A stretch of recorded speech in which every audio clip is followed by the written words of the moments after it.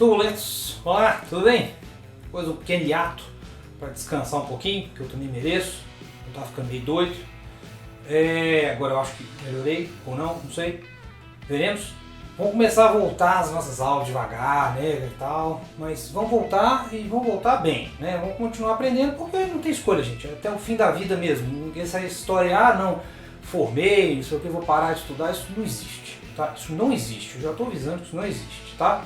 Então, vamos voltar. E aqui eu resolvi falar um assunto que eu acho legal, que eu acho que o pessoal tem um pouco de dúvida também, que é medição de pressão e pressão em si. Então vamos dividir isso aqui em duas aulas principalmente, né? Essa primeira parte aqui, nós vamos falar o que é pressão e como é que ela funciona do ponto de vista geral, e depois nós vamos falar sobre os equipamentos que fazem parte desse sistema, como é que a gente mede e tal, como é que funciona, que aí precisa entender como é que funciona a pressão para poder falar sobre isso, né? Então vamos lá. Primeira coisa sobre pressão é o que é, né? O que é pressão? Pressão é força sobre área. Isso todo mundo já está sabendo, né? Que é força, né? Ou seja, Newton, enfim, quilograma força, qualquer unidade que você quiser. E área, metro quadrado, centímetro quadrado, enfim, polegada, pé, o que você quiser, né? E isso, assim, a unidade básica, né? Que é força sobre área, é Pascal, que é Newton sobre metro quadrado. Essa é a unidade básica, assim, no SI, que está todo mundo usando. Eu não gosto muito dela porque ela dá números gigantescos, tá? Um número muito ruim de ver, um número muito grande. Então, normalmente hoje o que eu vejo, o pessoal não usa só Pascal, não, eles usam bar, né? Que é um escalar de 100 mil do Pascal. Ou seja, 100 mil Pascal é um bar, aí fica um número mais razoável, aí fica na casa dos 100, dos 10, né? E fica um número mais razoável, né? Esse aqui fica na casa de milhão, é horrível o trabalho, né? Então, tem bar, tem quilograma força por centímetro quadrado, que está perdendo um pouco a função, mas muita gente usa ainda. É muito próximo de bar, assim, a diferença é muito pequena, eu acho que é 1% ou 2% de diferença só. ATM também, que é muito próximo de bar, é muito próximo de quilograma força por centímetro quadrado, que também dá uma diferença de 1%, 2%, assim, ou seja, todos aqui trabalham muito parecidos, os números são muito similares. A ATM é a pressão atmosférica ao nível do mar, né? PSI, que graças a Deus está morrendo, que PSI é Libra força por pé quadrado, se eu não me engano, ou seja, também está em desuso. Os Estados Unidos é o único lugar que usa, então acaba que aparece de vez em quando. A gente usa muito para pneu, né? Coloca lá 30 PSI, mas está acabando, graças a Deus, é uma unidade bem chata de trabalhar. KPA também o pessoal usa, né? Que é 1000 Pascal, tem uma turma que usa, eu não gosto também, fica um número muito grande.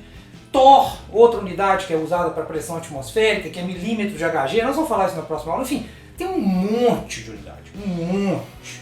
Principalmente que você vai ver bar, quilograma força e talvez um ATM, as principais, e um PSI de vez em quando, para fazer sua vida ficar um pouco mais triste, tá? Mas acostume-se, é assim que é mesmo, né? Então vamos lá, como é que funciona a pressão? Num sólido eu acho que fica fácil de ver, é uma coisa, tem um peso. Então, por exemplo, um cubo aqui, por exemplo, de ferro, uma madeira, sei lá, qualquer coisa. E ele tem um peso, né, uma força, peso aqui embaixo. Tem uma área embaixo dele, então ele faz uma pressão sobre a superfície que ele está. Né? Força sobre área, força, peso e tal, você calcula o peso dele.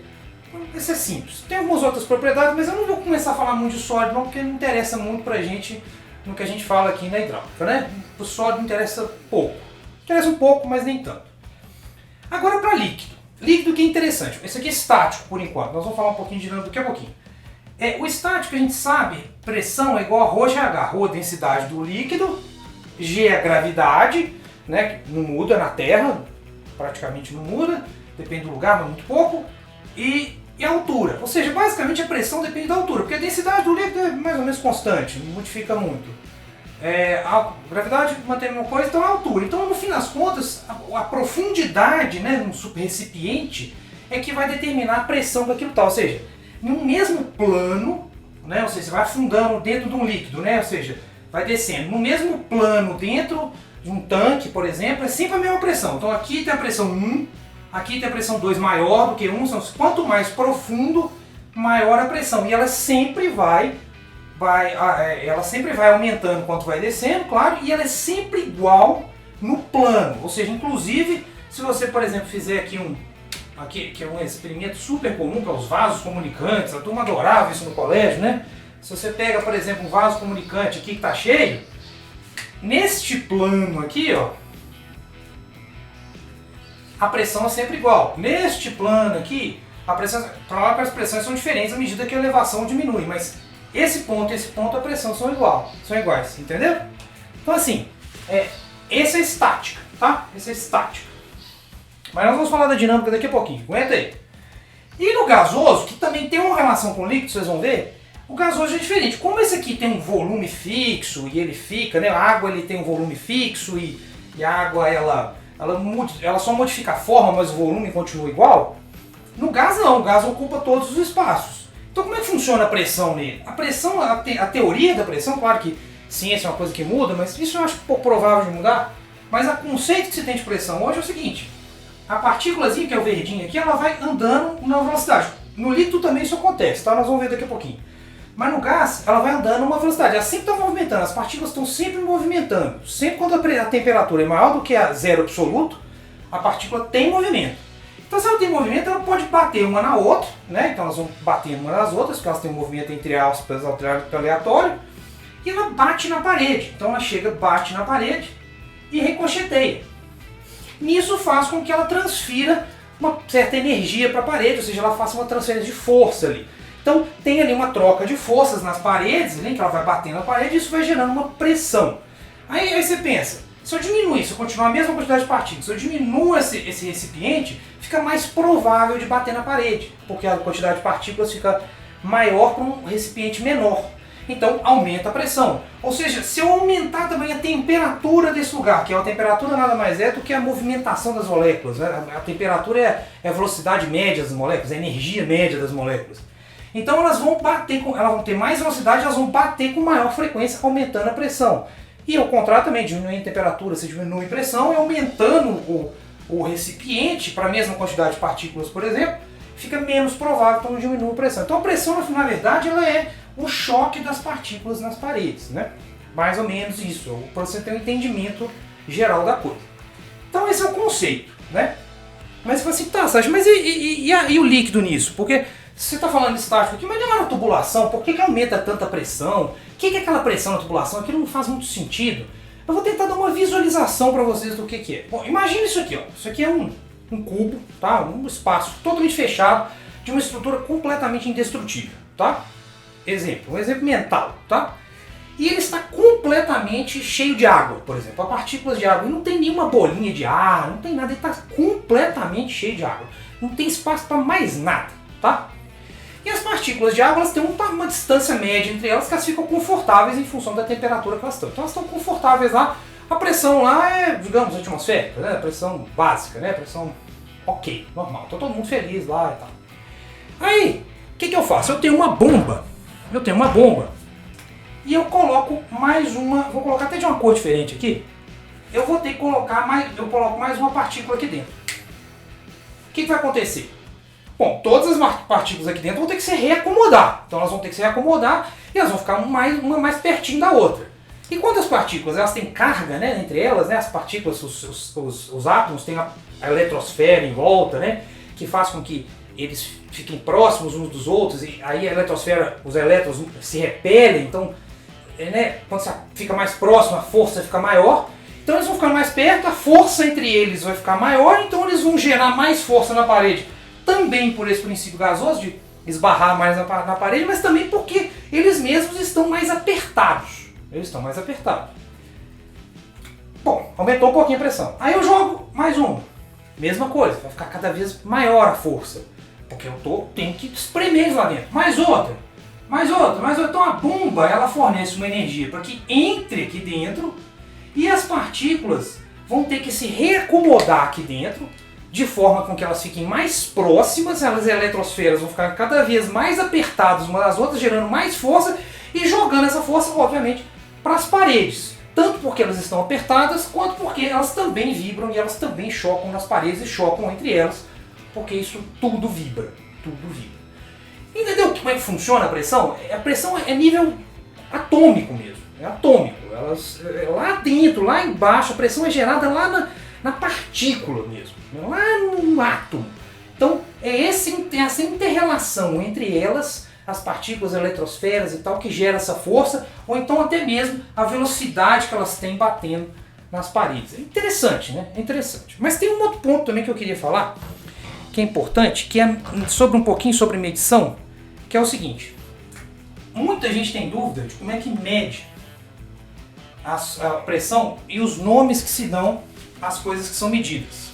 Por exemplo, vamos supor que essa aqui seja a pressão que você queira medir, tá? O valor. E aqui seja o zero absoluto. Já vou falando, zero absoluto é teórico, tá? Ou seja, o que é zero absoluto? Não existe nenhuma partícula, zero partículas em um determinado espaço, né? Isso teoricamente não existe nem mesmo nos lugares mais longínquos do universo se conseguiu imaginar um lugar onde não houvesse nem mesmo um átomozinho perdido ou mesmo um elétronzinho, qualquer coisa. Não existe. É teórico. Claro, muito próximo de zero existe? Muito próximo de zero existe sim. Mas o zero mesmo é teórico, tá? Então tem o zero, né? Então o que a gente faz? Como é que a gente mede as coisas? Como é que é o nome das coisas que a gente mede? A medida é a seguinte. Quando você está medindo essa, ou seja, do zero até a pressão que você quer, do zero até a pressão que você quer, esse tipo de medição chama absoluta. Então é a pressão absoluta. Ou seja, por exemplo, vamos supor que você queira medir a atmosférica. A pressão atmosférica é 1 atm, né, por definição, no nível do mar, né? Então a pressão absoluta que você vai medir é 1 atm, por exemplo, no nível do mar. Tá? Mas isso não é comum na indústria. Na indústria, você tem aqui a pressão atmosférica. E eles medem tudo em relação a isso. Tudo em relação a isso. Ou seja, essa daqui, ó, é o que eles medem lá. Ou seja, o que está acima da atmosférica. Esse tipo aqui chama-se ou gauge em inglês, ou gauge, né? Vai escrever gauge mesmo. Ai, que vergonha.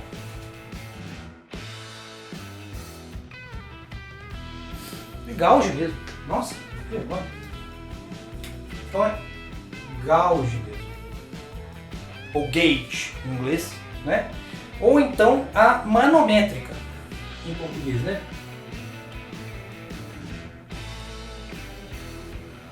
Manométrica. Ou seja, é a pressão acima da atmosfera. O que eu quero dizer com isso? Então, por exemplo, eu falo que a pressão manométrica ou a pressão gauge ou gauge é 3. Significa que na pressão atmosférica, a pressão absoluta seria 3 mais a atmosférica. Vamos supor que seja 3 atm. Então a manométrica seja 3 atm. Então significa que a absoluta é 4. Porque eu só somo. Entendeu? Então essa que você vai ver com muita frequência. Essa que tem na indústria quase que exclusivamente. E o interessante também é que na unidade geralmente eles falam isso. Por exemplo, aqui por exemplo, se eu for colocar por exemplo o bar, que é a unidade, eu coloco o bar A, de absoluto. E se eu for colocar aqui, eu coloco o bar G, de gauge ou gauge. Entendeu? Então ele fala se você está medindo manométrica ou se você está medindo absoluta. Tem esse Azinho no final da unidade ou um Gzinho no final da unidade. Tem gente que escreve, tem gente que não escreve. Eu gosto de escrever. Eu gosto de escrever porque isso aqui faz uma diferença enorme em alguns casos, então é importante você saber diferenciar. Tá?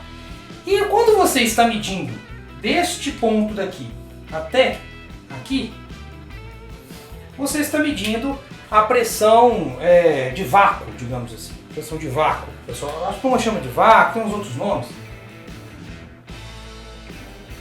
Pressão de vácuo, por exemplo, que é a pressão abaixo da atmosférica. Algumas pessoas usam isso aqui do ponto de vista tanto absoluto, mas às vezes colocam negativo mesmo. Então aqui, às vezes, nesse caso aqui que eu estou considerando é negativo.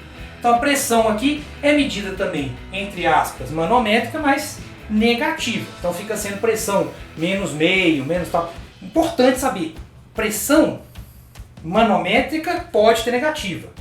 Pressão absoluta não pode ter negativa, gente. Não faz sentido isso. Tem umas teorias malucas aí, mas não vou considerar essas teorias malucas. Tem uns físicos, eu já li uns artigos deles falando sobre pressão negativa. Mas olha, isso aí deixa para eles lá decidirem lá depois. Mas por enquanto, Pressão zero absoluta é a mínima possível. A mínima possível. E pressão negativa só se for manométrica, medindo a pressão de vácuo. Tá? Então, vocês viram o que é pressão, vocês viram quais são os tipos diferentes, absoluta, manométrica ou vácuo, viram o que é pressão, como é que é zero, como é que é, né, que você tem que medir. E agora nós vamos ver, na segunda parte dessa aula, para não ficar muito comprida, os instrumentos que se usam e as técnicas que se usam para poder medir pressão, que é muito interessante. É um processo muito antigo, a turma já está fazendo isso há um tempo, tá bom? Então, fica atento aí para a próxima aula e espero que você curta. Abraço, turbulência, continue estudando. Tchau.